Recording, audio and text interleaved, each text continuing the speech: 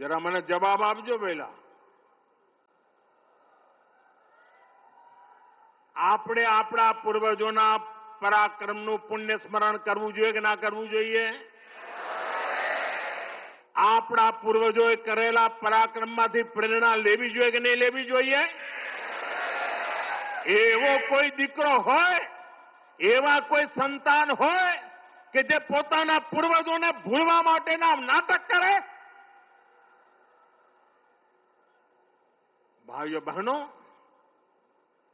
जब गजनी से लेकर औरंगजेब तक तमाम आक्रांता सोमनाथ पर हमला कर रहे थे तो उन्हें लग रहा था कि उनकी तलवार सनातन सोमनाथ को जीत रही है. वो मजहबी कट्टरपंथी ये नहीं समझ पाए कि जिस सोमनाथ को वो नष्ट करना चाहते हैं उनके नाम में ही सोम अर्थात अमृत जुड़ा हुआ है. उसमें हलाहल को पीकर भी अमर रहने का विचार जुड़ा है. उसके भीतर सदा शिव महादेव के रूप में वो चैतन्य शक्ति प्रतिष्ठित है जो कल्याण कारक भी है और प्रचंड तांडवः शिव ये शक्ति का स्रोत भी है. भाइयों बहनों, सोमनाथ में विराजमान महादेव, उनका एक नाम मृत्युंजय भी है. मृत्युंजय जिसने मृत्यु को जीत लिया हो, जो स्वयं काल स्वरूप है. यतो जायते पाल्यते येन विश्वम तमीस भजे लियते यत्र विश्वम. अर्थात ये सृष्टि उन्हीं से उत्पन्न होती है, उन्हीं में लय हो जाती है. हम मानते हैं त्वमेको जगत व्यापको विश्व रूप, यानी शिव पूरे जगत में व्याप्त है. इसलिए इस हम कण कण कंकड़ कंकड़ में भी उस शंकर को देखते हैं. फिर कोई उन शंकर के कितने स्वरूपों को नष्ट कर सकता है? हम तो वो लोग हैं जो जीव में भी शिव को देखते हैं. उनसे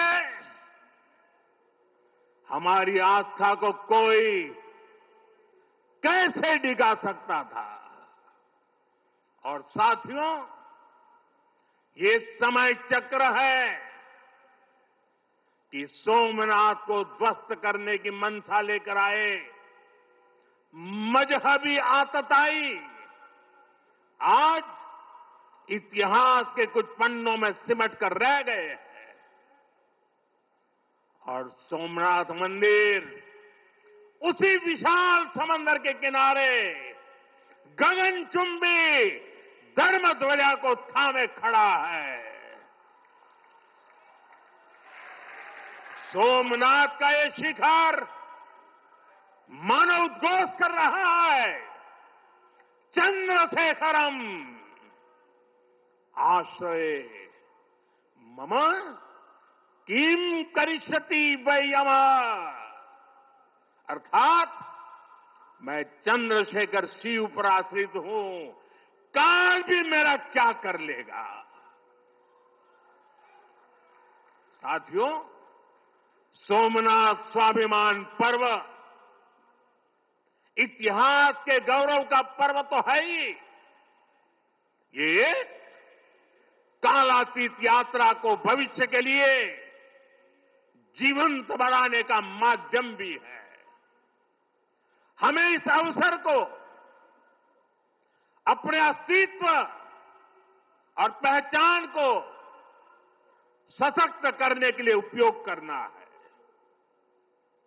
आप भी देखते हैं, अगर कहीं किसी देश के पास कुछ 100 साल पुरानी विरासत होती है, वो देश उसे अपनी पहचान बनाकर दुनिया के सामने प्रस्तुत करता है। वहीं भारत के पास सोमनाथ जैसे हजारों साल पुराने पुण्य स्थान है।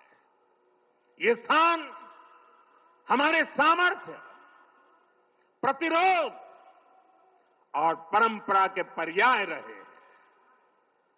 लेकिन दुर्भाग्य से आजादी के बाद गुलामी की मानसिकता वाले लोगों ने उनसे पल्ला झाड़ने की कोशिश की। उस इतिहास को भुलाने के कुत्सित प्रयास हुए।